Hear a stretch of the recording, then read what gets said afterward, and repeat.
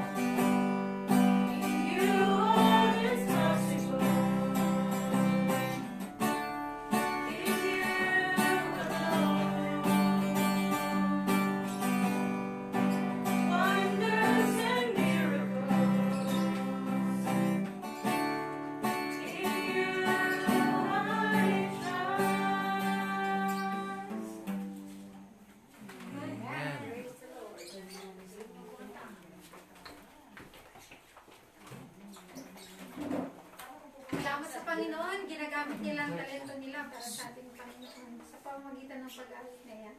Tayo po tayong lahat at tayo manalangin. Pangunahan mo tayo ni Sister Monica.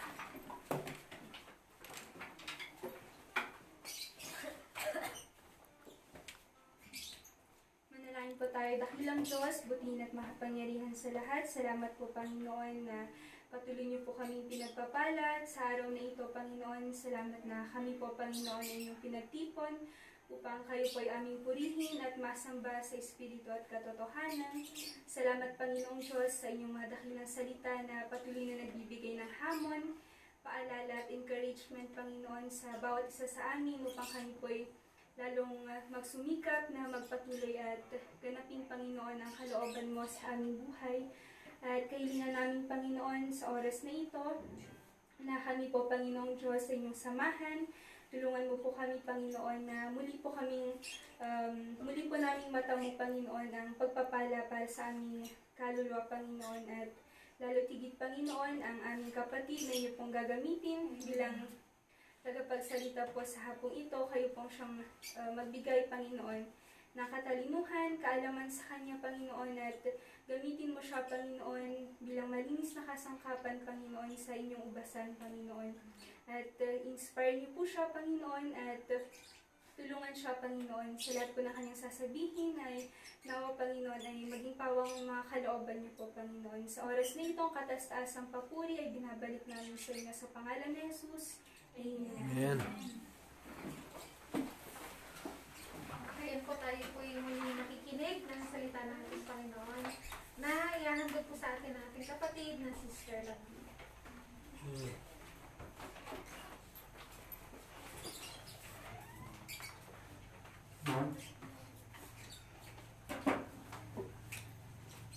Magandang hapon po sa ating lahat. Salamat sa Panginoon sa pagpapatuloy po ng ating serbisyo. At salamat sa Panginoon dahil nandito pa rin ang ating mga kabataan, ang ating mga viewers. Magandang hapon po sa inyong lahat. Tayo po ay muling mag-aral ng salita ng ating Panginoon. At ating pong buklatin ng ating Biblia dito sa Romans. Sa aklat ng mga taga-Roma, chapter 1, verse 17. Sapagkat dito ang katwiran ng Diyos ay nahayag mula sa pananampalataya hanggang sa pananampalataya gaya ng nasusulat, ngunit ang ganap ay mabubuhay sa pamamagitan ng pananampalataya. Tayo po ay manalangin. Panginoong Diyos, maraming salamat sa oras na ito na aming pong na ipagpapatuloy, Panginoon, ang serbisyo, lalong-lalo na ng mga young people. Salamat, Panginoon, sa oras na ito na pinagkaloob niyo na muli po kami nakapag-aral ng inyong mga salita. Patuloy po namin kahilingan ang inyong tulong at gabay, Panginoon, na sa mga salitang ito ay lalo po namin maunawaan ang inyong kalooban sa aming mga buhay. Kayo po ang siyang magpala sa bawat isa na nag-aaral at yan din sa inyong lingkod, Panginoon. Ay kayo po ang tumulong. Kaya hiniling po namin ang gabay ng Banal na Espiritu Santo sa pangalan po ng aming Panginoong Jesus. Amen. Sa ating pagpapatuloy, ito po ay karugtong ng ating napag-aralan noong isang linggo tungkol sa pananampalataya. Alam ko po na hindi sapat ang mga araw o linggo na ating pag-aaralan ng pananampalataya, ngunit nawang Panginoon ang tumulong na magkaroon po tayo ng kaunawaan sa kanyang mga salita ayon sa na napapatungkol sa pananampalataya. Ngayon, ang pamagat po ng ating pag-aaralan ay living by faith. Sapagkat hindi sapat na alam lamang natin ang kahulugan o mga bersikulo o ang salita ng Panginoon tungkol sa pananampalataya. Sapagkat sabi nga nung ating title text last Sunday, without faith, it is impossible to please God. Kaya napakahalaga ng pananampalataya sa bawat tao, lalo na sa mga Kristiyano. Sa dictionary, ang sabi po dito, unquestioning belief that does not require proof or evidence. Yan. So yan po yung sinabi dun sa Bible meaning, di ba, ng pananampalataya, faith. now faith is the substance of things hoped for, the evidence of things not seen. Yan. Madaling sabihin na I believe in God, di ba? Maraming tao ang naniniwala sa Diyos and alam nila na may kakayanan at makapangyarihan ng ating Panginoon. Pero yung pananampalatayang yan ay hindi yan ang nagbibigay kaluguran sa ating Panginoon. Because hindi mo makikita yung manifestation. Diba? Yung manifestation ng living faith that can that gets the answer of their prayers. Yan. Kaya napakahalaga na sabi nga dun sa ating binasa, the just shall live by faith. Yan. Ang pananampalataya na walang gawa, may sinabi dito si Apostol Santiago. Sa James, chapter 2. Yan. Meron siyang nabanggit dito tungkol sa dead faith. Yan. Sa 15, kung ang isang kapatid na lalaki o babae ay hubad at walang kakanin araw-araw, at ang isa sa inyo ay magsabi sa kanila, magsiyaon kayong payapa, kayo'y magpainit at magpakabusog, at gayon may hindi ninyo ibinibigay sa kanila ang mga bagay na kinakailangan ng katawan, anong mapapakinabang dito? Gayon din naman ang pananampalataya na walang mga gawa ay patay sa kanyang sarili. So, living by faith. At yung sabi sa ating teksto, yung sa Tagalog, ang ganap, yan, the just shall live by faith. Ang mga ganap ay mabubuhay sa pamamagitan ng pananampalataya. Kapag sinabi nating just, di ba, may makita natin dyan, ang kasing kahulugan niyan is righteous. And righteousness is an attribute to God. Hindi po ba? Yan. Pero sabi dito, the just shall live by faith. So, hindi po dito natin maaaring sabihin na just o righteous ang isang tao dahil sa kanyang pag-uugali o dahil mayroon siyang integrity, di ba? Mayroon siyang katungkulan sa lipunan. Ngunit, ito ay napapaloob o this refers to our being righteous in the sight of God. Sa paningin ng Diyos. Dahil sinasabi niya sa Romans 1, chapter 1, verse 5, we are justified by faith. Tayo ay inaring ganap sa pananampalataya. Kaya kung tayo inaring ganap sa pananampalataya, ito'y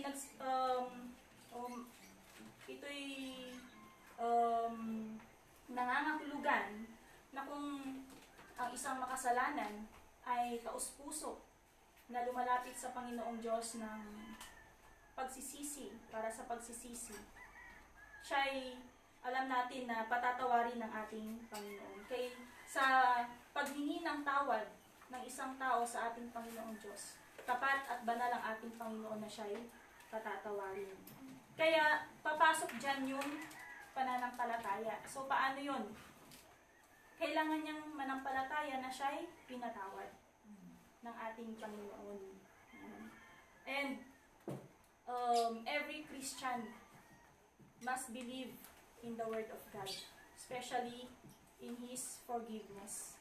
Dahil you cannot be a Christian if you will not have faith. Diba yung sinabi natin last Sunday? Yan. Kaya dito, sabi nga sa pagpapatawad ng ating Panginoon, paano nga ba siya magpatawad? Sa awit, Psalms 103, verse 11, simulan natin sa verse 11. Sapagkat kung paanong ang mga langit ay mataas kaysa lupa, gayon kalaki ang kanyang kagandahang loob sa kanila nang nangatatakot sa kanya. Kung gaano ang layo ng silanganan sa kanlunuran, gayon inilayo niya ang mga pagsalangsang natin sa atin. So, ibig sabihin, sa ating taus-pusong pagsisisi sa Panginoon, ganun na lamang ang kanyang pagpapatawad. Yan.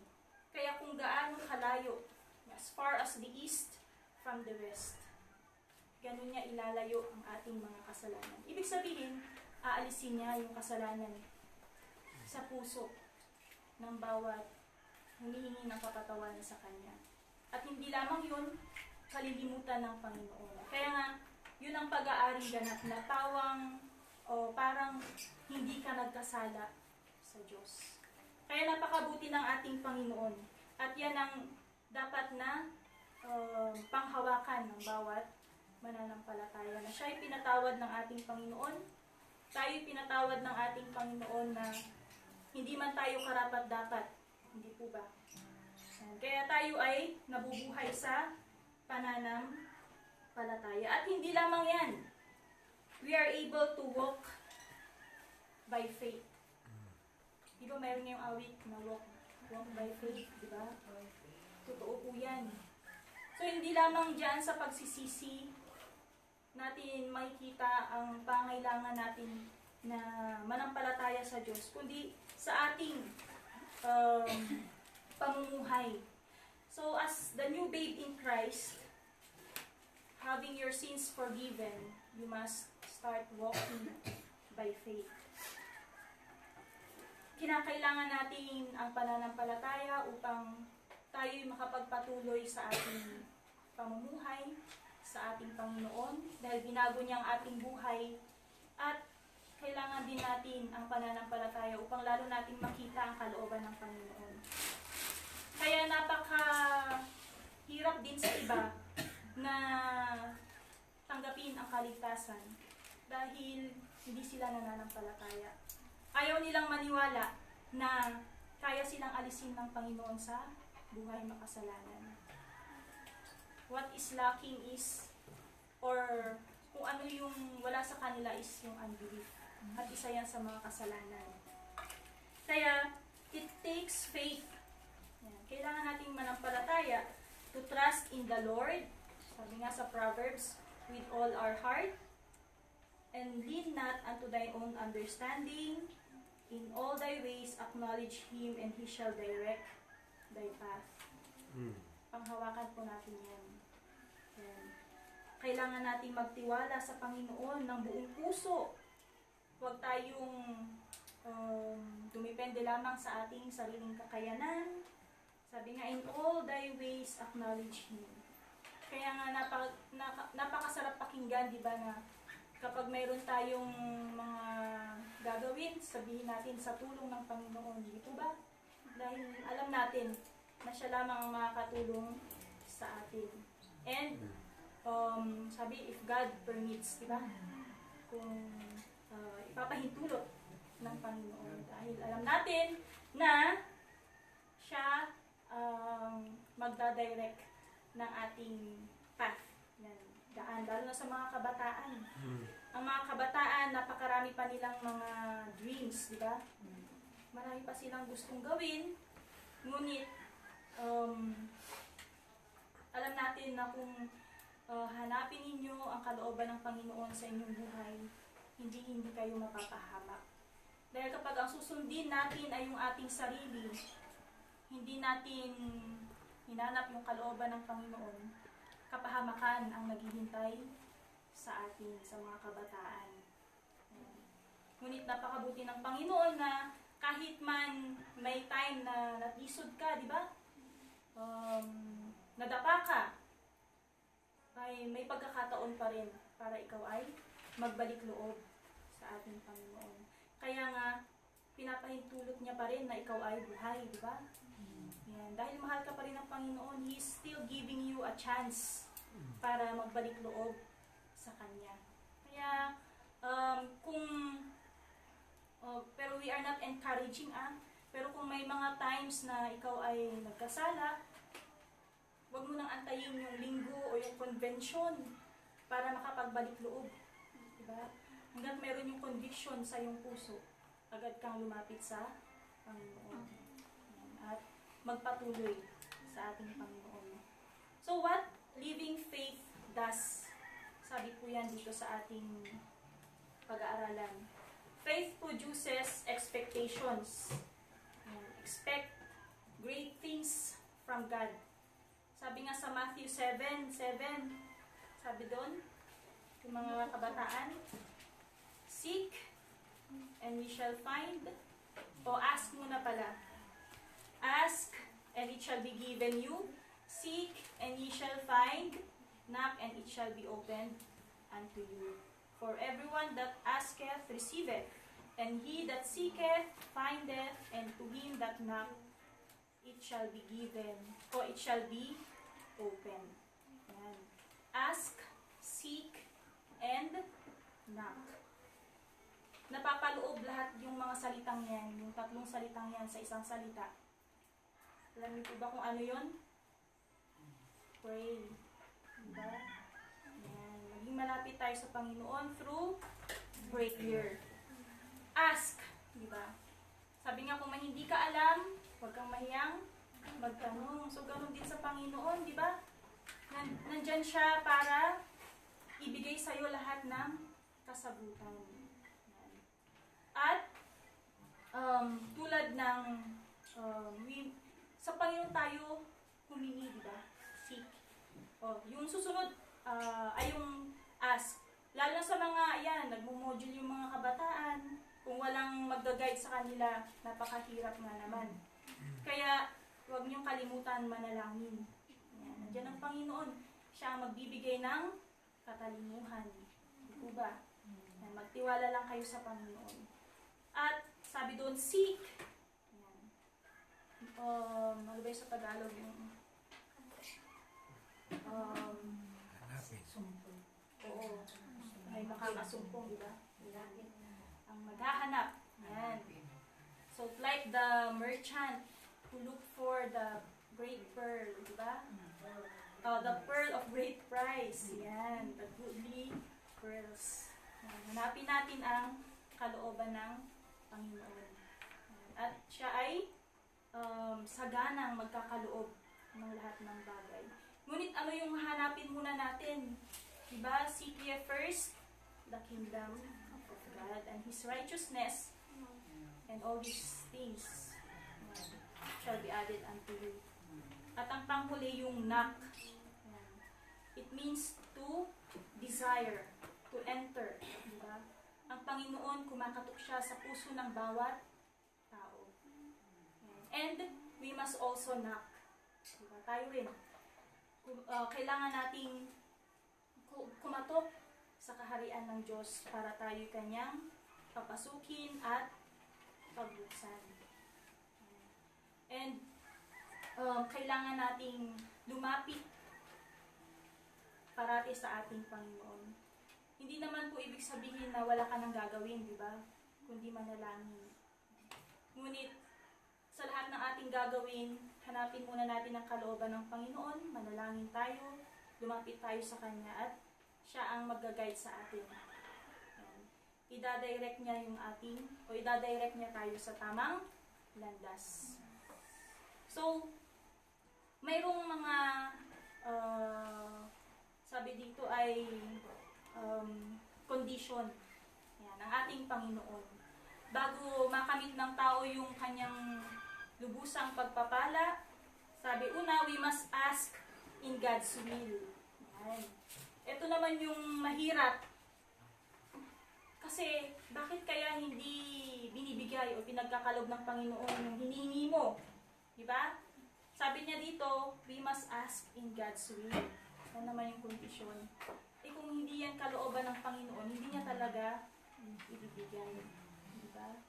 Kaya hanapin natin yung kanyang kalooban. And we must keep His commandments. So, kailangan natin maging masunurin. So, ikalawa, faith results in faithfulness. Yan. Sabi nga natin, God will increase our faith. So, sa mga nasa kasalanan, those who live in sin can talk about faith. Yan po ay nasa James chapter 2, verse 18. Pero walang kabuluhan sa ating Panginoon yan. Kasi nga maging si Satanas din, di ba? Ay nananampalataya na may Diyos. Yan. But living faith measures in the Word of God. Yan. Sapagkat sa pakikinig dyan nagsisimula ang pananampalataya. Yan. Kaya,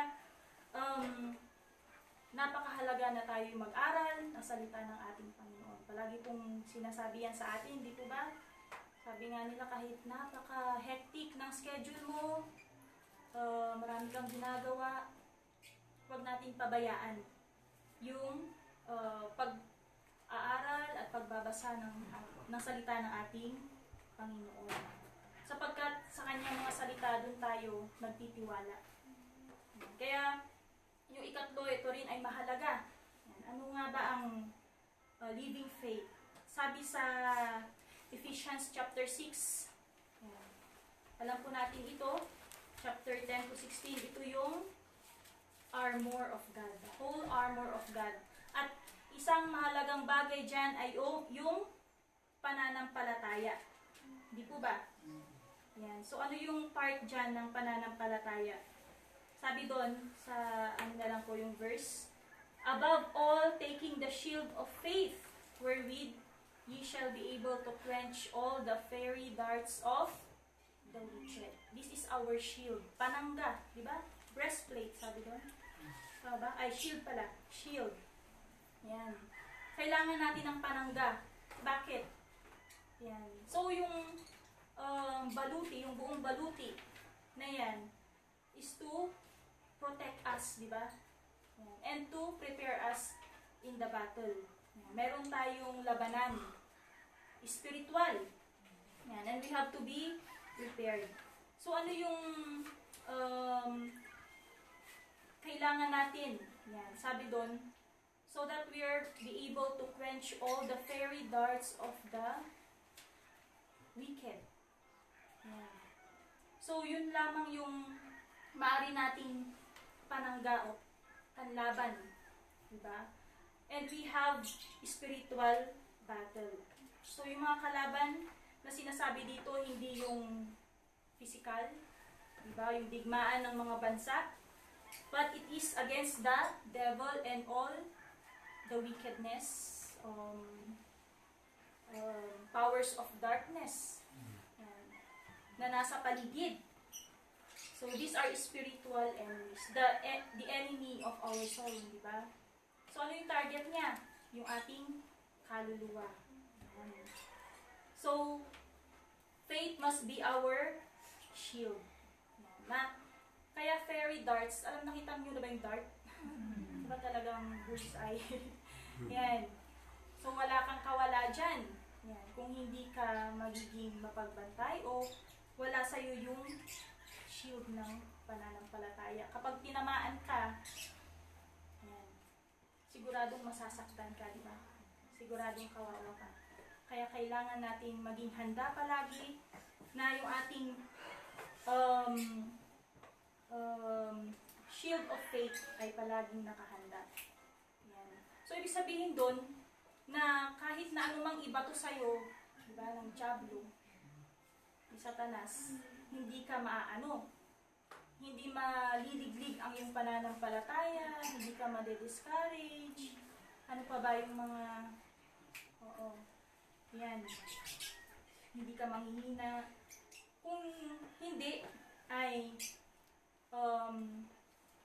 dahil sa yung pananampalataya, ay lalo kang magiging matatag. Yan. At, hindi ka, sabi niya, hindi ka mag-aalinlangan sa salita ng ating Panginoon. Kaya, hindi ka magiging negative, di ba?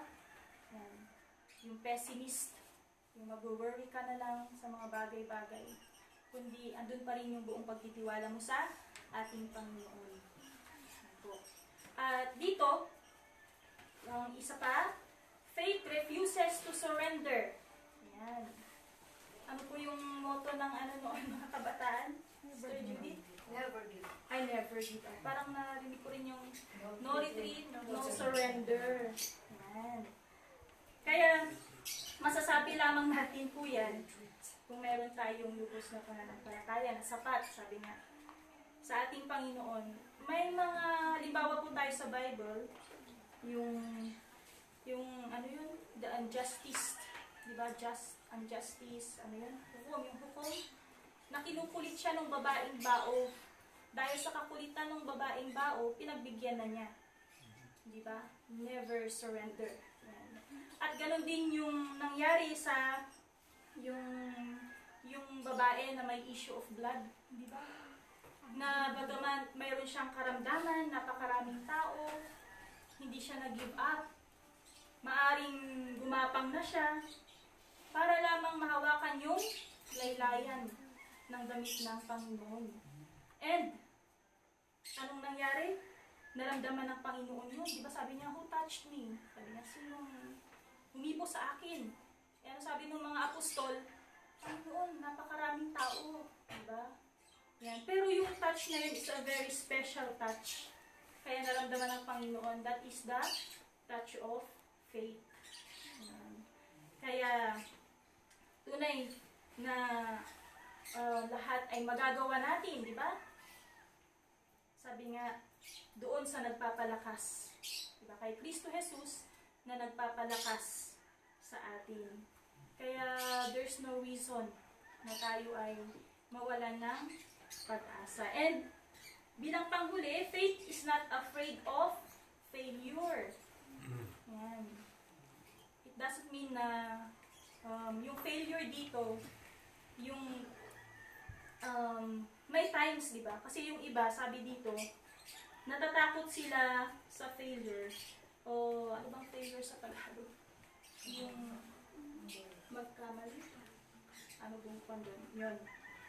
Some Christians are so afraid of failure that they become reserved. Hindi na sila gumagawa kasi baka mabigo. Ay, tama po. Mabigo sila.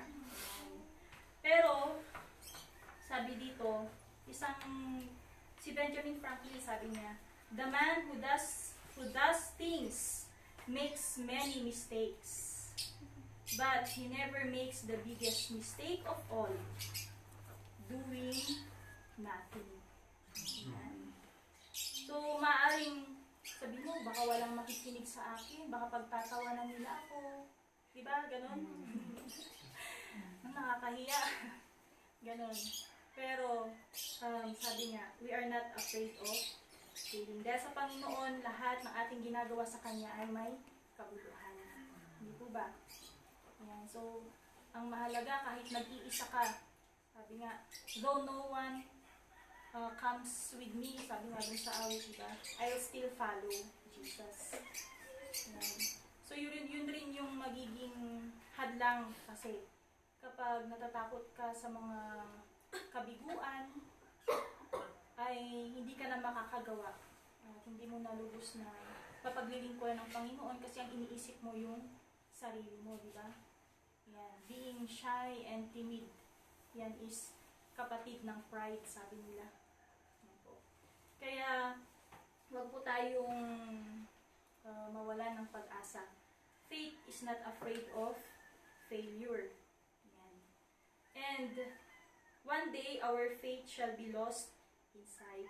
Ito na po yung last verse natin sa Romans chapter 8, verse 18. Basahin ko po sa Ingles. For I reckon that the sufferings of this present time are not worthy to be compared with the glory which shall be revealed in us. Sabi nga po dun sa Galatia po ba yun? O Corinthians. The greatest is faith, hope, First Corinthians 13. The greatest is faith, hope, and love. Mawawala. Oo. And the greatest is love. So yung faith and hope hanggang dito lang yan sa lupa. Everything will be revealed in heaven. Yan. Kaya walang naikukumpara. Sabi nga, sa gloria na makikita natin sa langit. Yan. Kaya nawa, wag nating ipahintulot na manakaw o makuha ng anumang bagay sa sanglibutang ito ang ating pananampalataya sa Diyos. Kailangan nating pakanasain na maging matibay tayo sa pananampalataya. Dahil yan din ay it is also a fruit. Yan, bunga rin po yan ng Holy Spirit, yung pananampalataya, na maaari pong nating pakanasain at hilingin sa ating Panginoon. Kaya yun po yung ating napag-aralan, yung living faith. Tayo po ay tumayo sa ating pagtatapos. Hilingan po ang panalangin muli kay Sister Aimee.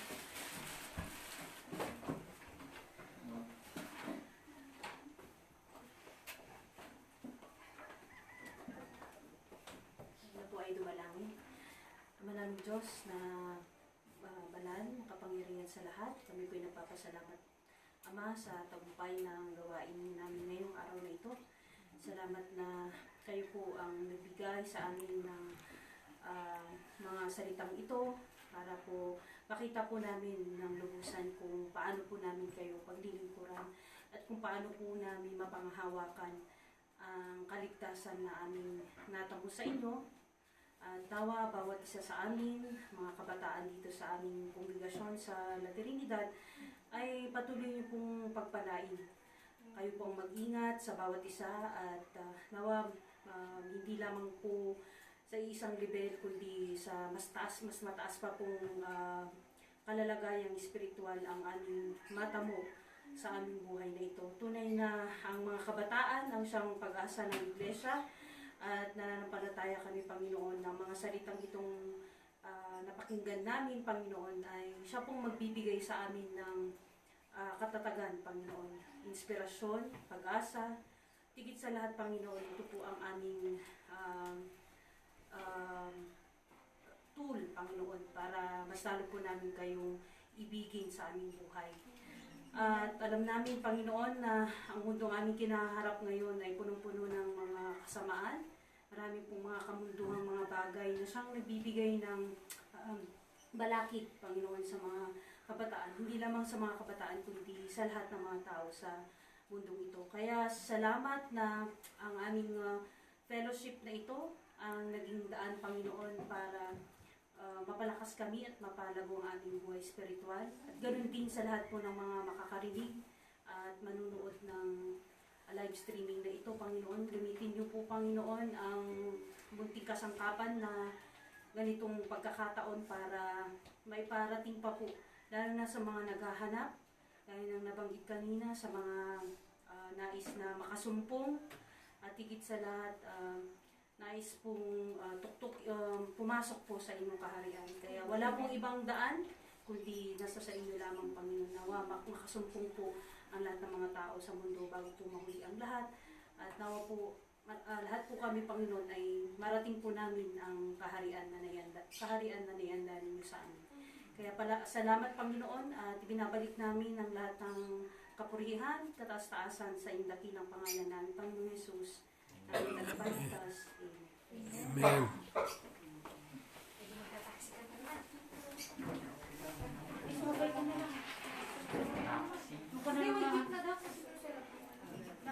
Kasi nag-taxi doon sa kanina.